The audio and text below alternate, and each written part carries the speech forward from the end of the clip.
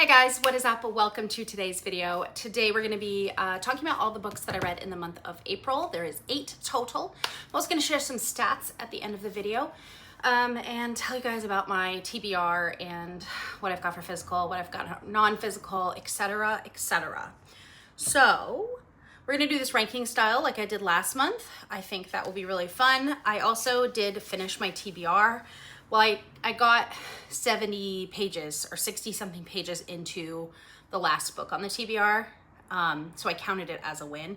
If I get like at least 50 pages in, it counts. So the first one, let's see. Okay, so in the 8 spot, we have We'll Always Have Summer by Jenny Han. This is the 3rd book in the A Summer I Turned Pretty series. It was fine. I rated it, I think 3 stars, like maybe a little lower than 3 stars. It's just like not for me anymore. I wish that I had read this book back when like it was appropriate for age for me to be reading the book. Like I didn't really resonate with the characters and it was pretty obvious what was going to happen. So yeah, in the 8th spot, we've got We'll Always Have Summer. I did finish out a series though, which is very exciting because that's really good before we start more series. Okay, and the number 7 spot, and this was, it's hard to kind of like put some of these in the right order, but we have The Unhoneymooners by Christina Lauren, right? Did I put this as 7? I did. Okay, so this I read on a beach, well, 2 different beaches. I was on a cruise and we stopped a couple of times, so I read this in 2 days between the beaches. I liked this book. It wasn't anything amazing. I didn't really connect with the characters at all, but it was cute. And yeah, it was pretty standard. Last time I went on vacation, I was in Mexico and I read a different Christina Lauren. I read The Paradise Problem, which is over there. I'll just show you guys that if you haven't seen it. I did like this one better than The Paradise Problem, which I read last time I was on vacation. This one's also a bit longer, but that one took me a lot longer to read than this one because that vacation was just filled with more activities. This one was a lot of laying. So I thought it was fine. It was a decent romance. I'm not really into the romance, but I thought it was good. It was kind of predictable. You know, it was a romance. That's what I have to say about that. The next book, and this surprises me, but I didn't really get this book. This is How You Lose the Time War by Amal El-Mohtar and Max Gladstone. Now, let me see what I read this at the very beginning of the month. It was actually a rollover from the previous month, and I needed to finish it for like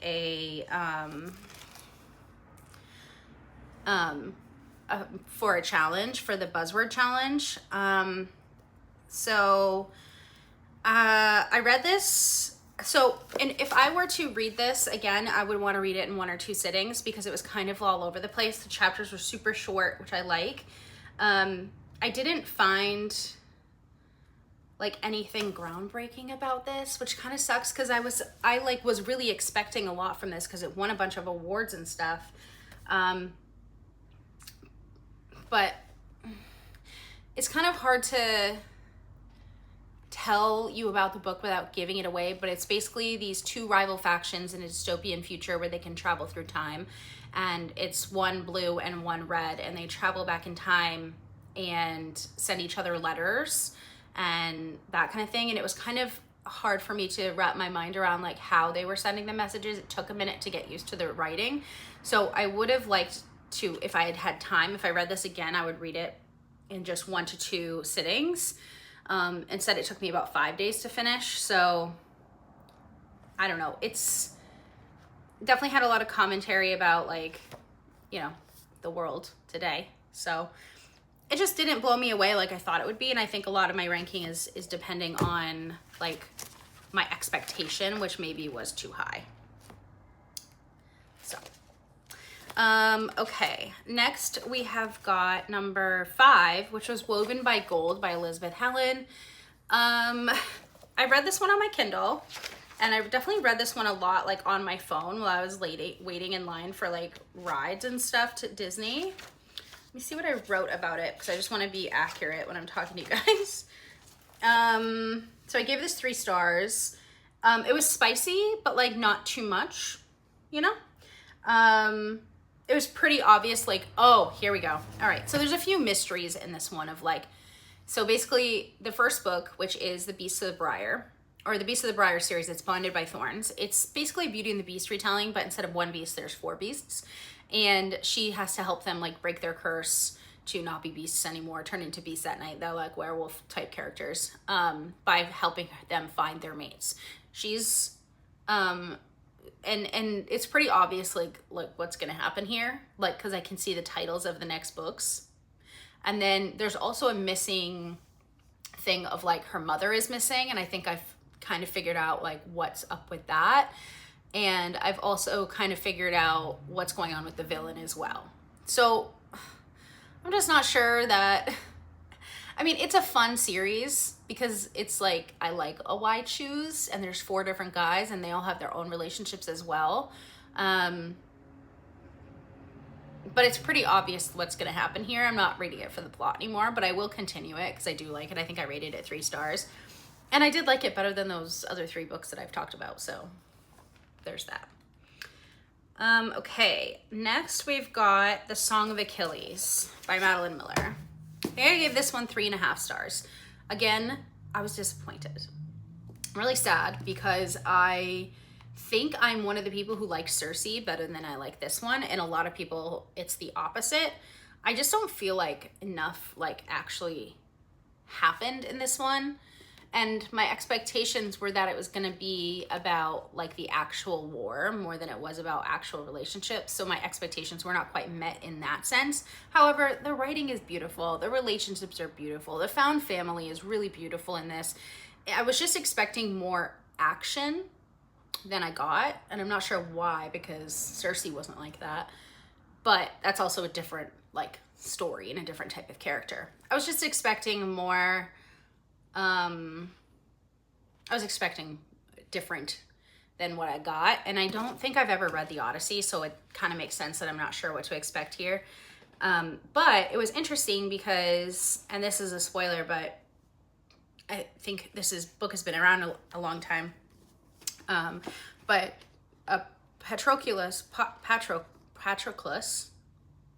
and Achilles have a sapphic relationship. And that is also true in Bonded by Thorns and Blood of Hercules, which is this book right here. This series, they also have a sapphic relationship, which I thought was interesting that kind of theme traveled throughout. I don't remember that from the movie Troy, obviously. I don't think they put that in there. But I also don't know if that's in the Odyssey or not. I feel like it's not. But that idea of those two being together is like a theme, which I didn't know about. Not that I have a problem with that, obviously, but it's not what I thought it was going to be about. But it is a very strong relationship. I was thinking this was going to be a 5-star, and it was a 3.5 until I was disappointed. This is not the best reading month. I don't know if you can tell so far, because that was the 4th. The 3rd one, okay, I quite like this one. It was Our Infinite Fates by Laura Steven. Again, I read this one on my Kindle. It's on Kindle Unlimited. I thought that this was a really, like, the author did a really good job at actually like making this kind of thing work. So this is the idea is that these 2 people are reincarnated over and over again and drawn to each other in each life, and they kill each other. Most of the time one is killing the other, but sometimes it reverses. And I really liked the way that this book worked, where it started in a present timeline. And so it has the present timeline throughout, but then I started going backwards to previous lives. And I liked that because it went backwards chronologically. So it was like, okay, so it's 2025 or whatever, 2023, whatever the book is. And then it goes back to their last life in like 1990 something, and then 1970 something. And then they skip a lot, I think, or they just weren't reborn as many times, but it goes to like 1940 and then 18 and then 17 to 16, 14, 13, hundreds. So I liked how it went back there, because you have to go all the way back to figure out the origin of why this keeps happening. One character knows, the other doesn't. I was slightly disappointed in like the actual reasoning, and was kind of like, oh, that's where they're going with this at the end. But I did still really enjoy the story, and the love story, what it felt like real. I think it was kind of the definition of like showing and not telling, because the way that they described their emotions were really like impactful to me. So I did really like this book. I think I gave it 4 stars. I actually didn't even write a rating on my journal. I got to do that. But you know, I thought it was good. I really liked this. I thought that I was not going to, because it has one of those ones that was like had a lot of book talk hype, but I did enjoy it quite a bit. Okay, next, the number 2 book that I read is Agnes Aubert's Mystical Cat Shelter by Heather Fawcett. I'm not surprised that I liked this. I probably liked this more than I would if I hadn't read Emily Wilde first. A lot of people are saying that the couple in this, they like more than Emily and Wendell, and no. Emily and Wendell, I love. These characters, it's fine, it's cute. It was slightly obvious. And it was adorable. Okay, it's like this woman has a cat shelter in 1920s Canada, and she accidentally like ends up renting from a magician who's selling magical artifacts, which is illegal. This is like set in like an alternate universe where magic is known. And it's basically like he's fighting with his sister, who is like the bad guy in this series, or not this series, but in this book, and she's just trying to run her cat shelter, and it's quirky and it's funny, and it has a similar like cadence and relationship that Emily Wilde has. So if you did like that, I think you'll like this as well. I did like Emily Wilde better than this, but it was cute, it was fun, it was a good time, and I'm gonna be bringing this to my book club this week to give it to a friend who I think will really like it. I have a lot of friends who really love cats, so I think this book is gonna make the rounds in our book club.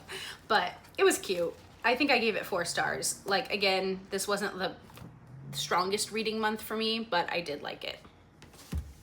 Okay, the number 1 book, and I mean, I shouldn't be surprised, but The Last Thing He Told Me by Laura Dave. This is a book about a woman who one day gets a note from her husband saying protect her, and that means to protect her stepdaughter. And it's basically the stepdaughter and the stepmother going through life, and not going through life, but trying to figure out where her husband is. He's missing. Something happened at his company and he's gone missing.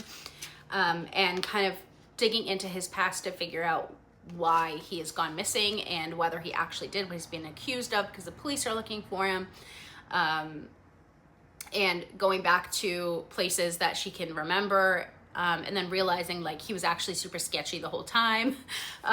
So I thought it was a good mystery thriller. It wasn't the best ending, which is why I didn't give it 5 stars.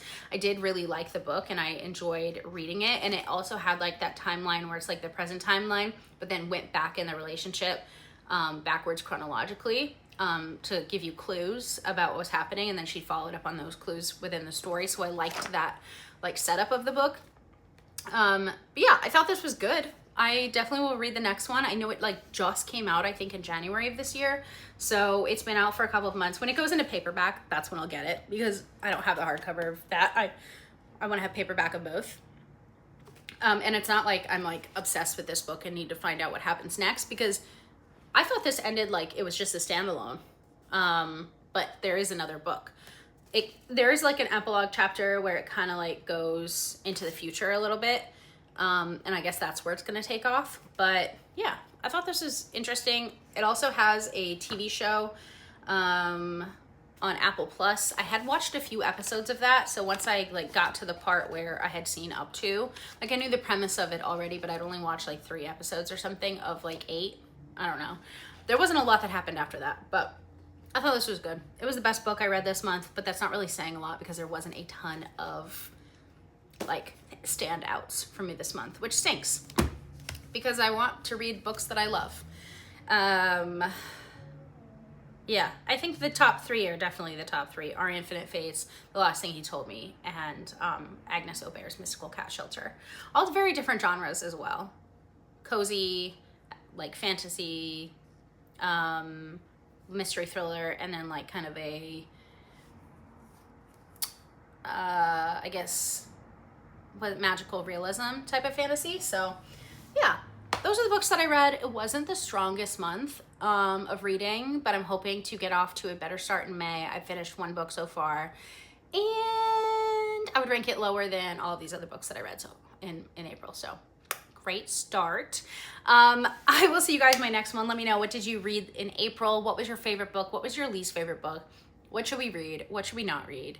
Let us know in the comment. I totally forgot that I was gonna read off some stats at the end, so I'll have to remember to do that next time. But I wanted to let you guys know like what my TBR is looking like. And I'm about to film a haul as well, just of all of the books that I've bought this year, which is 15.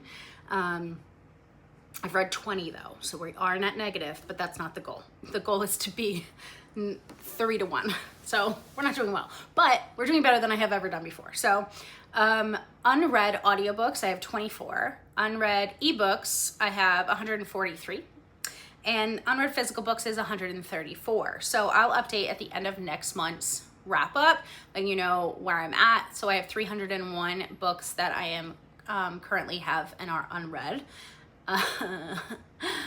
That's a shocking number. And then I have 25 series that I'm currently in the middle of. Now, this is going to vary a little bit as I finish series and as books come out for series that I'm up to date with, like When the Moon Hatched. The next book is coming out in May. So that's going to go into series that I'm still in the middle of because I probably won't be able to read the book. Or like The Rose Code, that new book came out, and I hope to read that this month. So that'll like go back on and then come back out. So we'll see. I'll let you guys know the changes next month, but I thought that I would throw in the stats as well to start holding myself accountable and reading down my physical TBR as well as my Kindle TBR. I have less than I thought ebook wise, but still more than I need. So I will see you guys next time. Thanks so much for watching.